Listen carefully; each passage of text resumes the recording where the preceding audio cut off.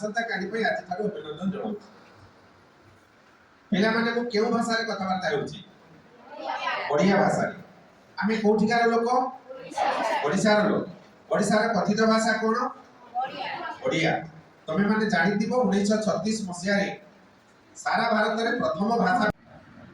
अन्य कोनोसी भाषा रे आमे एते सहज एवं पारंगम होई पारु नाही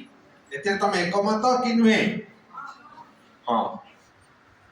दुई तीन जन पिला एकमत अन्य माने एकमत नुहंती कारण तुमे जतले कोनोसी ठेला पाखो को जाउछ खाइबा ठेला पाखो को ताकु जाई कहउछ मते चाउमिन दियो ए चाउमिन ता की शब्द से जो चिंग चांग